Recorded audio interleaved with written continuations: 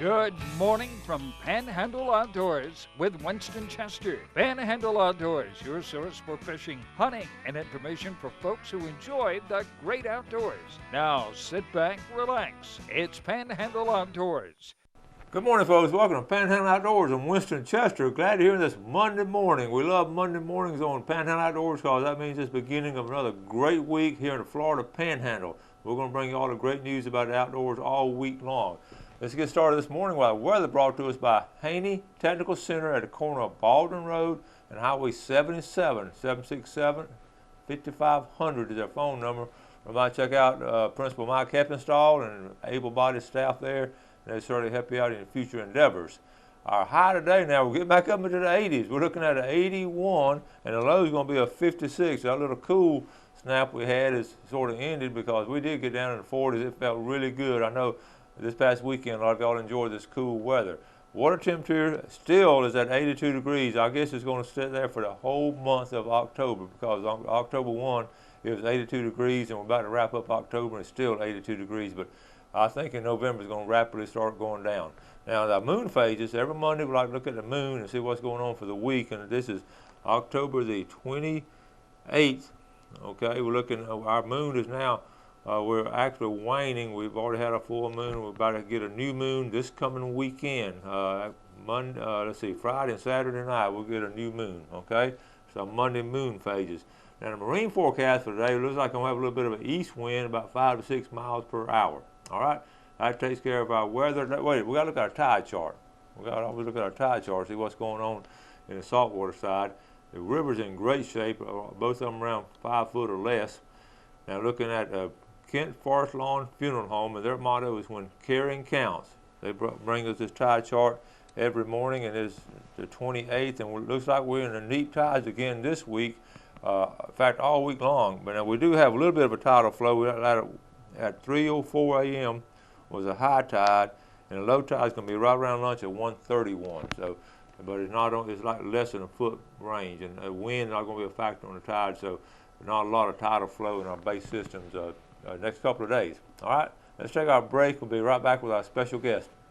Now, welcome back, folks, and a couple of familiar faces here on Panhandle Outdoors. My granddaughter, Whitney. Hey, baby. Hi. I shake hands with most of them, but Walter, good morning. Good morning. My son-in-law, Walter.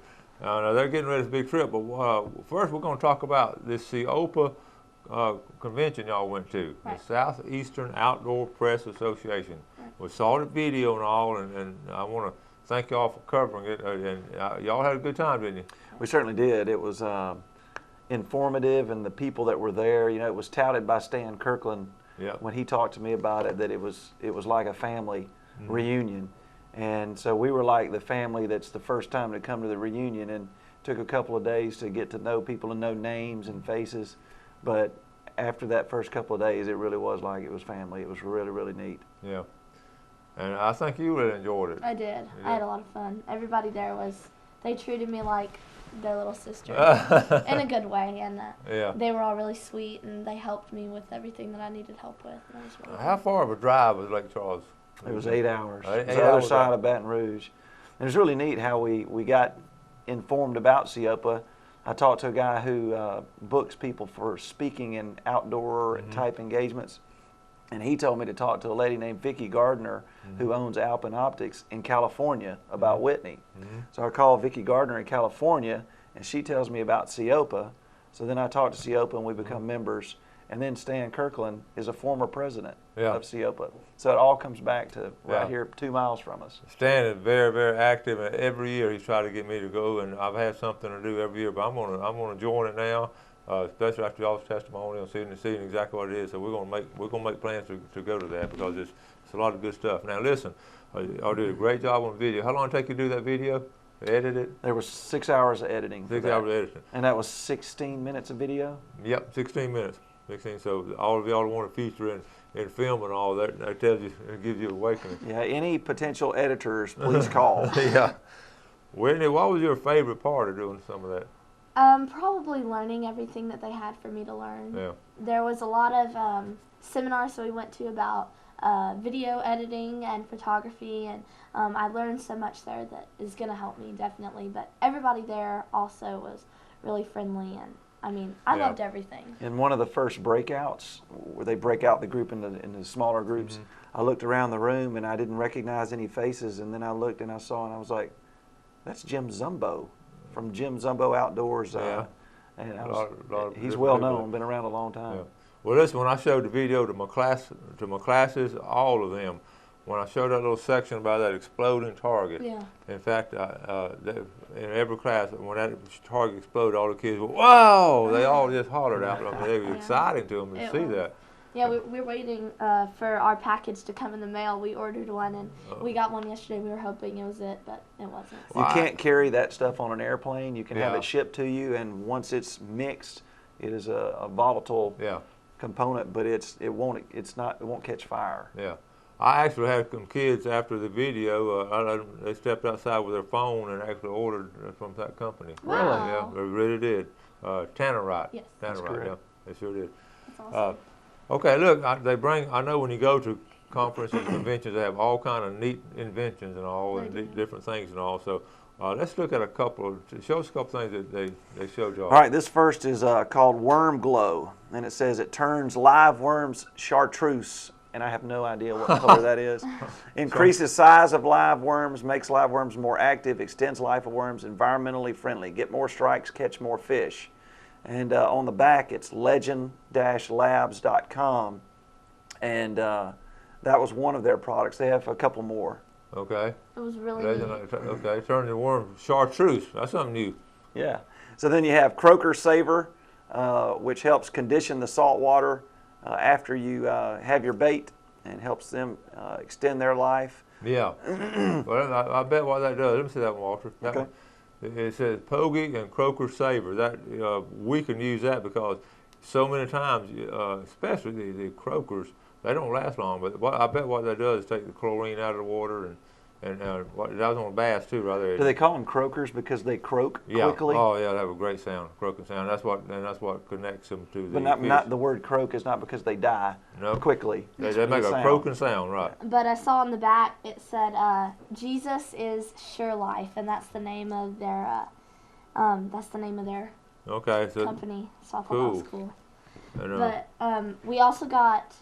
Okay, that's cool. This is one on bass, though. I was going to mention about bass. What this does, this will take the chlorine out of the water, and this is for live wells. You put this in live wells, and it helps preserve the bait. That's important right there. So I don't know if our tackle stores take it. I'll have to talk to them see if they take it, but that's something good. Hey, and we can give these away. Okay. So if you we will. We're going to have a giveaway. We might do that.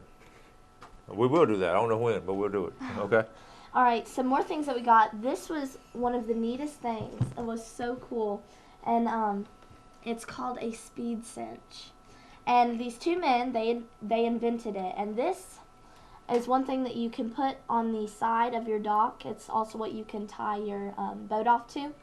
But you're going to thread the rope down through here, and then you take it and kind of loop it right up in here and right up in the side too.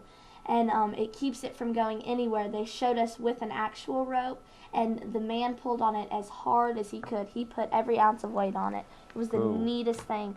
And they've also got that in tent stakes, so you can do that with your tent ropes and tent thread and everything. Well, campers, yeah. Right. Cool. What makes this product unique and where he got his patent is when your rope goes down through here, you pull it hard down into this small crevice, this small crack. And so he said anything that's, let's see if we can turn it better for you. Yeah.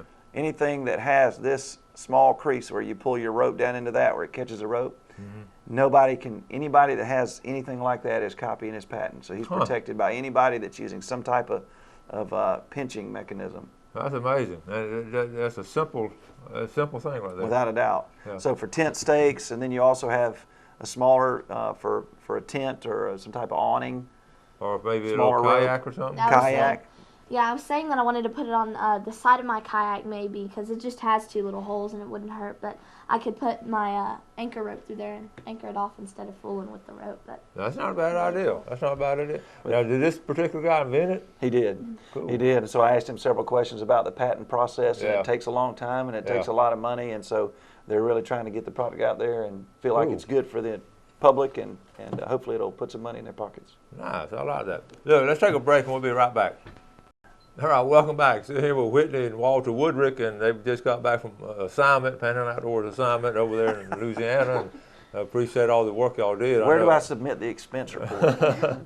Income tax, business expense. There you go. But anyway, y'all, I know you had a great time again. We thank y'all, and it was a great video, and appreciate y'all doing that. Sure. Let's jump into some pictures now. I want to, all kind of little different things I want to throw in today.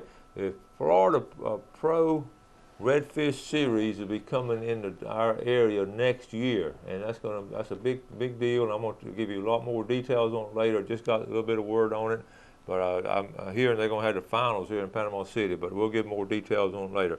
Just a couple of pictures I want to go through. We always talk about you might be a redneck if. You might be a redneck if this is your swing. Okay? I like that one right there. Okay? And here's some of my students. They got their safe boating certificate, a safe boating license, lifetime safe boating license. They wanted a picture, and I told them I'm going to put them on TV. So good job, sweet girls. And Whitney, you say you know a lot of these girls. I do. They go to Fusion whenever it's Sunday nights for youth group, and I know them. Your youth group. Now you're in the older group. You got some little sisters and all. Right. With sweet girls, really good kids right there. Good for them. All right, Whitney, tell us about this picture. This is fascinating. All right, this is definitely amazing. Usually, a black bear sow gives birth to about 2 cubs, and rarely 1 or 3. They usually have, I guess, twins you could call them. But in northern New Hampshire, a black bear sow gave birth to 5 cubs, wow. and they were all healthy, which is definitely amazing. So, a photographer, go ahead. I doubt she's homeschooling those. She probably wants to get those off the school so she can get a break. Right. A photographer named Mr. Tom Sears, shortly after they came out of their den, he said that it was going to be his main goal to photograph them until they all grew up and separated from their mother. So he knew the trail that the mother and her bears followed. So every day, for spending nearly 4 hours, 7 days a week for almost 6 weeks. Wow. Think about that. 4 hours, 7 days a week for 6 weeks. He spent following this family of black bears and taking pictures of them. So he used a very fast-speed digital camera, and he got a ton of really nice, properly focused, well-exposed pictures. And with all 6 bears posing in this picture, which I thought was funny, he got some amazing pictures. But the photographer stayed in touch with the people that saw the bears around, and he was able to figure out where they were. Like they would say, well, I saw him in that person's backyard the other day, and so he would know where to go. And after Halloween, they didn't hear from the bears anymore. But they came out. So they went in hibernation. They did. Okay. So after they hibernated, they came out in the spring, and the photographer saw them, and he dreamed nightly of taking another family portrait. So this was the picture that he got, and he achieved his goal. He finally achieved it. So wow. That's the same family, and they're all still together. It was amazing, isn't it? That is. They were able to get that. But just for a black bear sow to get, they usually give birth to 2. Yeah, and they had 5. They had okay, 5. very good. That's awesome. A great outdoor story there. That's a lot of forage that those animals need to eat. Yeah. You got 6 hanging together trying to eat in the woods or wherever. Yeah. Wow. I figured, a lot of that. We'll talk about that. I'm going to show that in my class also. Okay. Now. We're getting ready to go. We're leaving today to go to Colorado for big hunting. Also, we're going to take let's take our final break, and we'll come back and talk about a lot of that. Okay. All right, welcome back on the final segment of Panhandle Outdoors here with Whitney Woodrick and her dad Walter. And first, before we get back to them, let's look at our fish and game forecast.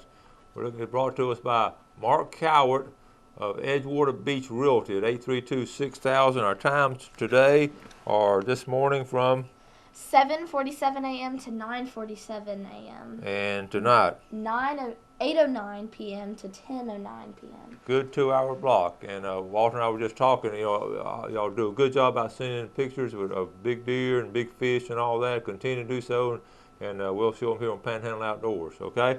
Now, Whitney, I mentioned this last time, you're being homeschooled this year by your dad. I am. Quickly, just what's your typical day? All right, I wake up at the time that my brother and sister do, which is about 6:15, and they get ready to go to Bayhaven, but I get ready to go downstairs. And I start out with my Bible class, then I move to social studies, then math, then science, and then reading.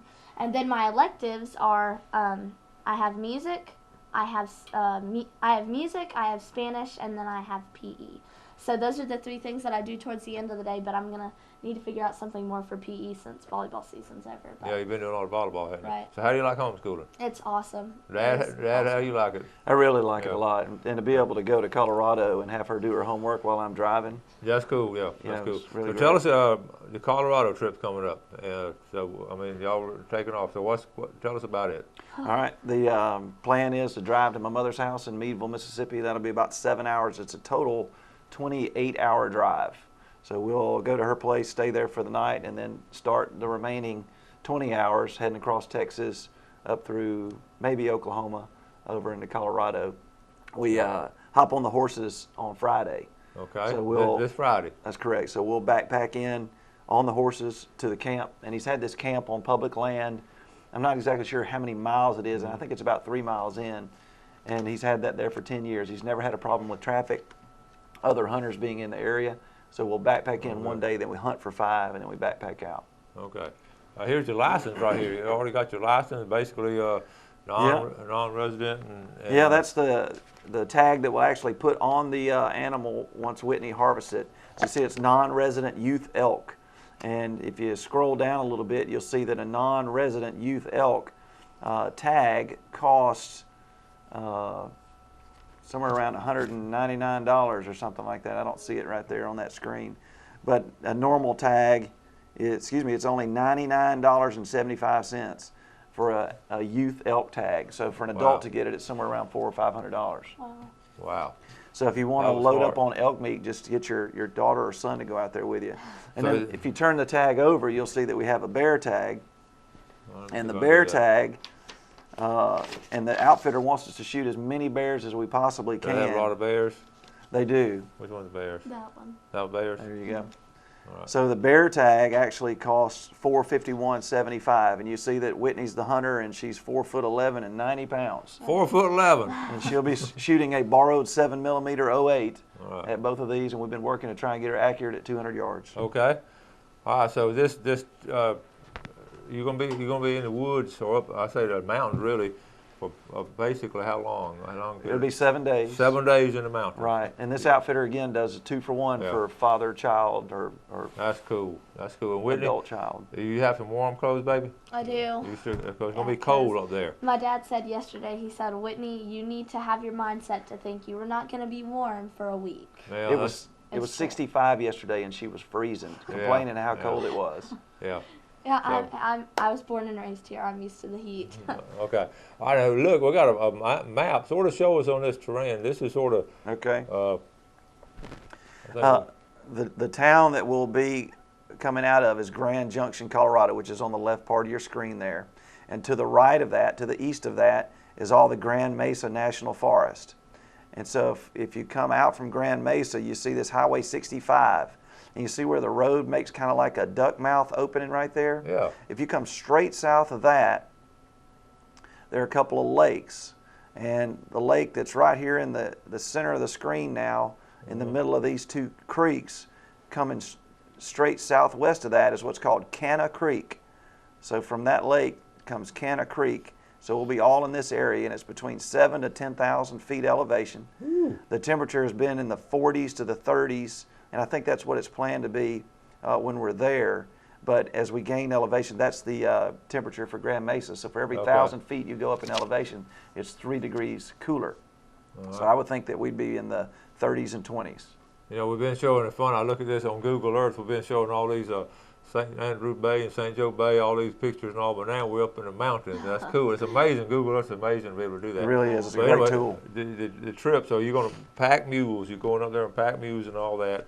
and it actually is a rugged campsite and everything. I mean, that's the once in a lifetime. Right. I know you're excited, baby. I am. He does have a generator, so I can charge the camera batteries. Okay. And we're taking 3 to 4 cameras, so hopefully we can come back with some footage of Whitney. Yeah. Now we were talking about this the other day. You were telling your clients and all. This is the first vacation you've had away from in how many years? Really? It's probably 10 years. For 10 me years. to actually be away from a computer and a phone, I've got a backup plan in place for clients to be able to be taken care of, but to actually not look at the marketer accounts, it's been 10 years. Well, that's good. It's good for y'all to get away and all. There's going to be some great father-daughter times up there and all, some great memories. Now, how many cameras you taking? I think 4 to 5. If you'll let me borrow the GoPro, it'll be 5. Yeah, you can borrow that. All right, you sure good. can. And the Put goal that on will the be able mule. to It'll be going to put on the Yeah, that'd be funny. and the goal will be able to get good footage. And the people at CIOPA were really excited about it. And the plan, I think Whitney wants to try and do some more writing, so she can write stories and articles to submit to magazines. Real quick, get back to CIOPA. We didn't talk about this. They gave an award at the final night. So tell us real quick about it. They had a member who passed away a couple of years ago who was just instrumental in doing the things that nobody wanted to do. He just was a hard worker and just got after things, really respected, really well liked. He was a big guy and big voice, and just people loved him. And so they named the award after him, and my mind's going blank on his name. Yeah. But so many people came up after the award and told Whitney how important and how much they cared for that guy, and for her to get that. So she won the award. She won the award for making the most impact as a new member. Oh, that's great, honey. Yeah. That's great. I was really thankful, and I felt very blessed to. And a lot of people came up to you afterwards and told you that. Yeah. And when they called her name for the award, it was just a rousing standing ovation. It was genuine appreciation from the people and excitement for her. I'm proud of you, baby. She was genuinely excited, so it was Good neat. job. Okay, well, but this time you're going to be in front of the camera on your hunt and all. Right. So okay, well, good luck to you, and we'll be keeping up, and maybe y'all call me as soon as you can and get some signal, and all call us and let us know what's going on, and we'll tell the folks what's going on too. All right. Hey, real quick, David Avery, thank you for watching Panhandle Outdoors and for your help installing a cable and the internet. Good job. Okay, appreciate all your viewership, and it's amazing the viewers we have. It's just it's exciting to see all these people watch the show. Thank you, guys. We appreciate the viewership. Good luck to y'all. Godspeed, and y'all get back as soon as you can. Thank you. Be safe. All right. We shall. Thank y'all for watching Panhandle Outdoors. Have a great day today. Do something good for somebody, and God bless. Thanks for joining us for Panhandle Outdoors with Winston Chester. Panhandle Outdoors features hunting, fishing, and other activities and information to help you enjoy the great outdoors. Join us next time for Panhandle Outdoors.